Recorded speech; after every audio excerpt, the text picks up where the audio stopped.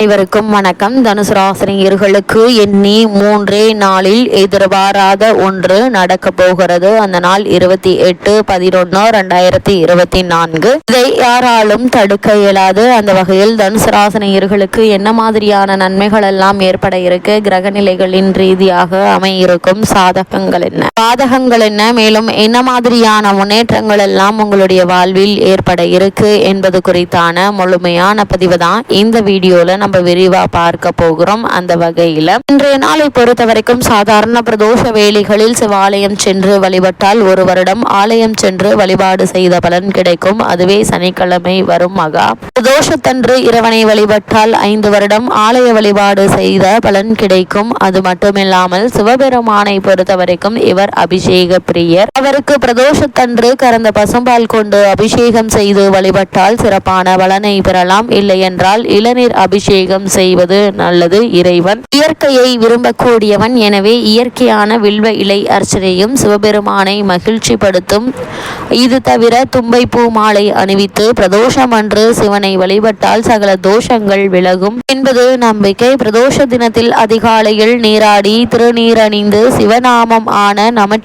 சிவநாமமான நமச்சிவாய ஓதி உபவாசம் இருக்க வேண்டும். அன்று காலை முதல் பிரதோஷம் முடியும் வரை உணவு தவிர்த்து பிரதோஷ தரிசனம் முடித்து பிரசாதம் உண்டு விரதம் முடிக்க வேண்டும். பின்னர் இரவு உணவு சாப்பிடலாம். இப்படி 11 விரதங்கள் அன்று காலை முதல் பிரதோஷம் முடியும் வரை உணவு தவிர்த்து பிரதோஷ தரிசனம் முடித்து பிரசாதம் உண்டு விரதம் முடிக்க வேண்டும். பின்னர் இரவு உணவு சாப்பிடலாம். இப்படி 11 பிரதோஷங்கள் விரதம் இருந்து சிவனை வழிபட்டால் சிவன் அருள் கிடைக்கும். பிரதோஷ காலம் என்பது சூரியன் அஸ்தமனத்திற்கு பின் 3.25 நாளிகை ஆகும். ஒரு நாளிகை என்பது 24 நிமிடங்கள். ஒரு மணிக்கு 2.5 நாளிகைகள் ஆக சராசரியாக மாலை 4 மணி முதல் இரவு 7:30 மணி வரை பிரதோஷ காலம் உண்டு. சௌகரியத்திற்காக மாலை 4:30 முதல் 6 வரை என சொல்லப்படுகிறது. பிரதோஷ விரதம் மேற்கொண்டால் திருமணம் கைகூடும், பிள்ளை பாக்கியம் கிடைக்கும், வறுமை விலகும், நோய்கள் நீங்கும், சகல காரியங்களில் வெற்றி கிடைக்கும், சகல சௌபாக்கியங்களையும் தரக்கூடியது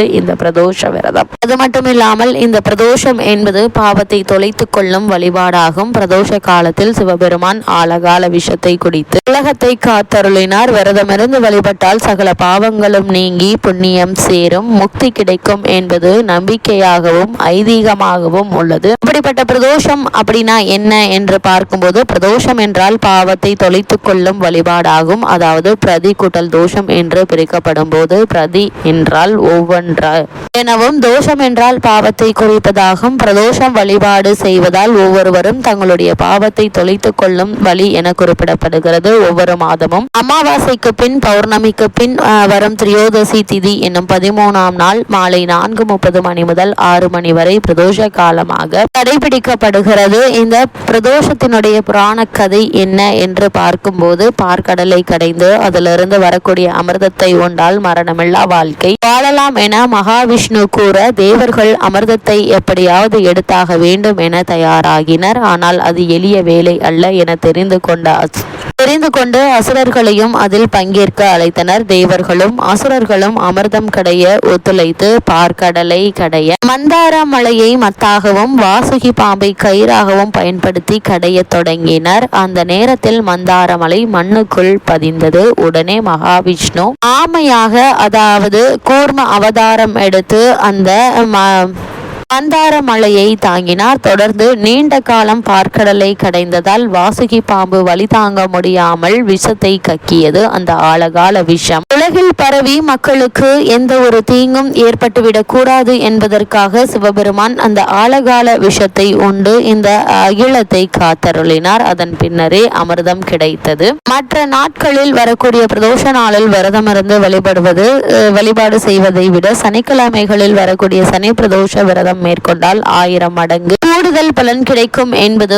ஆன்மீக நம்பிக்கை. சிவபெருமானை ஆழகால விஷத்தை உண்ட நாள் தான் இந்த திரியோதசி திதி. இது ஒரு சனிக்கிழமை. இதனால் மாதந்தோறும் இருமுறை வரக்கூடிய திரியோதசி திதியில் பிரதோஷமாக சிவபெருமானை நந்தி மூலமாக வணங்குகிறோம். அதனால் தான் சனிக்கிழமைகளில் வரும் பிரதோஷம் சனி மகா பிரதோஷமாக மிகவும் விசேஷமாக கொண்டாடப்படுகிறது. அது மட்டுமில்லாமல் இந்த சனி பிரதோஷத்தை நாம் வழிபடுவதன் மூலமாக இந்திரனுக்கு நிகர நிகரான செல்வங்களும் செல்வாக்கும் கிடைக்கும். அன்றைய தினம் சிவபெருமானை வணங்கி தான தர்மங்கள் செய்து வர அளவற்ற பலன்கள் கிடைக்கும் என்பது நம்பிக்கை.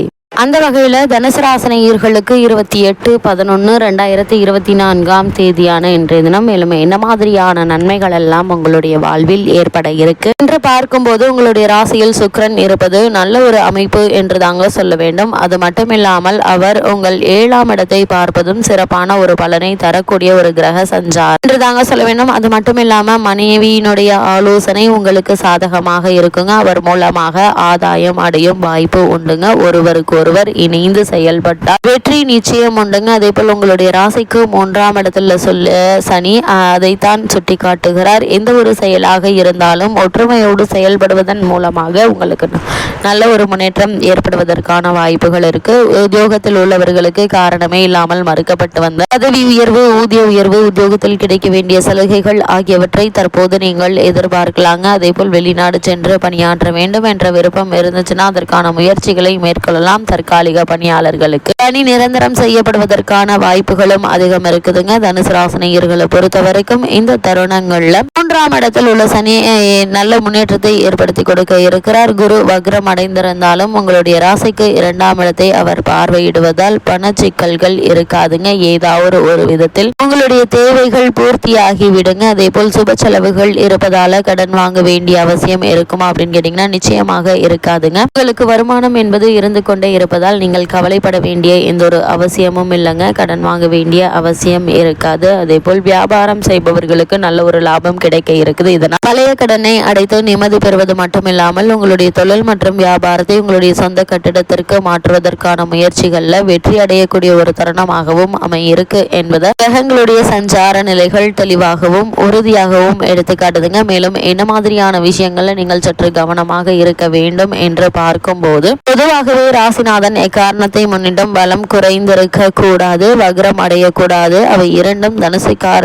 ராசிக்காரர்களுக்கு இருப்பதெல்லாம் சில முயற்சிகள் கடைசி நேரத்தில் பின்னடைவை சந்திக்கும் அல்லது அந்த முயற்சியின் தோல்விக்கு அவர்களே காரணமாக இருப்பீங்க. ஏதாவது ஒரு தடை அவ்வப்போது இருந்து கொண்டே இருக்குங்க. வீடு மாற்றம் அல்லது வாகன மாற்றம் செய்வதற்கான வாய்ப்புகள் உண்டு. இது மாதிரியான முயற்சிகளை மேற்கொள்ள வேண்டும் என்ற விருப்பத்தில் ஏற்பட்டு வந்த தடைகள் தாமதங்கள் நிகழ்ந்து இப்போது அந்த நிகழ்வுகள் நிகழ இருக்குதுங்க. இருந்தாலும் கூட எந்த ஒரு செயலாக இருந்தாலும் எடுத்தோம் கௌத்தம் என்று செய்யாமல் சற்று பொறுமையாக நிதானமாக இருப்பது மிக மிக அவசியம் என்பதை கிரகங்களுடைய சஞ்சார நிலைகள் மீண்டும் மீண்டும் உங்களுக்கு அறிவுறுத்துதுங்க. தனுசு ராசினியர்களுக்கு எதிர்பாராத பல முன்னேற்றங்கள் நிறைந்த ஒரு தருணமாக தான் இத்தருணம் அமைஞ்சிருக்குது. தனுசு ராசினியர்களுக்கு கிரக நிலைகளின் ரீதியாக கூறப்படும் பரிகாரம் என்ன என்று பார்க்கும்போது, அஷ்டமத்து செவ்வாய் இருப்பதால் செவ்வாய்க்கிழமை முருகனை வணங்குங்க. சிவப்பு மலர் சாற்றி வழிபடுங்க. எண்ணற்ற நன்மைகள் உங்களுடைய வாழ்வில் ஏற்படும். அது மட்டும் இல்லாமல் பிரதோஷ விரதம் இருந்து சிவபெருமானை தரிசிப்பது மேலும் பல நன்மைகளை உங்களுக்கு ஏற்படுத்தி கொடுக்கும்.